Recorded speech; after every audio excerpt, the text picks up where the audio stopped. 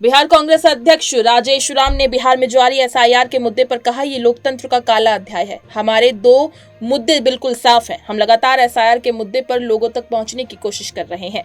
हम गुंडाराज और एसआईआर पर चर्चा चाहते हैं। हम इसके लिए स्पीकर के पास भी गए, लेकिन उन्होंने कोई आश्वासन नहीं दिया। न्याय के रूप में ये सांकेतिक आपको ये पुरता है। हम लोग सभी माननीय सदस्य इंडिया गठबंधन के सभी लोग बहन करके आए थे, लेकिन दो मुद्दे जो हमारे हैं वो बहुत स्पष्ट है। हम लोग लगातार एसआईआर के मुद्दे पर हम लोग एग्रेशन से अपनी बात लोगों तक पहुंचाने का काम कर रहे हैं, लेकिन ये सरकार है कि मानती ही नहीं, सुनती ही नहीं।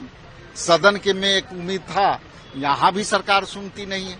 हम लोग चाहते हैं ये दो मुद्दे पर विपक्ष में अभी स्पीकर साहब के यहाँ फिर गए थे कि इस पर जो है गुंडाराज और एसआईआर पर आप जो है विस्तृत चर्चा करावें, सरकार को भी अपना पक्ष रखने का मौका दें और हम लोग को भी अपना पक्ष जनहित में रखने दें। लेकिन स्पीकर साहब ने कोई आश्वासन नहीं दिया और हम लोग कल भी स्पीकर साहब से आग्रह करेंगे कि हम लोग को कार्य स्थगन प्रस्ताव पर विचार करें और उस पर विस्तृत चर्चा करावें। भाजपा सांसद राजीव प्रताप रूडी ने कहा, विपक्ष को संविधान से बहुत परहेज है। संसद और उच्चतम न्यायालय संवैधानिक संस्थाएं हैं। वो उच्चतम न्यायालय गए और जब वहां इसे नहीं रोका जा सका तो वो संसद में आकर इसे रोकने की कोशिश कर रहे हैं। ये लोकतांत्रिक मानदंडों के विरुद्ध है। पता नहीं इन लोगों को, हमारे विपक्ष के साथियों को संविधान से बड़ा परहेज है।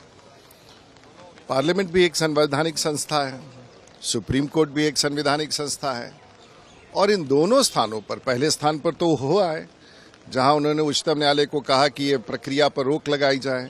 उच्चतम न्यायालय ने कोई प्रक्रिया पर, जो बिहार का intensive revision of electoral roll है, उस पर किसी प्रकार की रोक नहीं लगाई।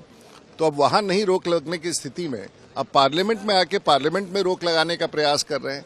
ये लोकतांत्रिक मर्यादाओं के विपरीत है। मैं समझता हूं कि सभी राजनीतिक पार्टियों को इस समय मेहनत करके जो मतदाता सूची में उनके वोटर छूटे हुए हैं उनका नाम दर्ज कराना चाहिए और गलत वोटरों को अगर चुनाव आयोग निकालता है उसमें सहमति प्रदान करनी चाहिए।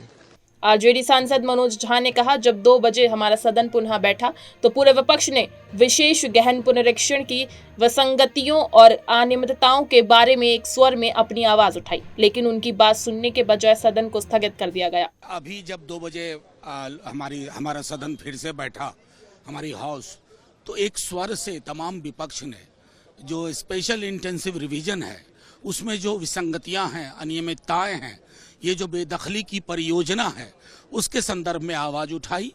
बजाय उसके कि उन आवाजों को सुना जाए, एक तरफा सदन को एडजर्न कर दिया गया।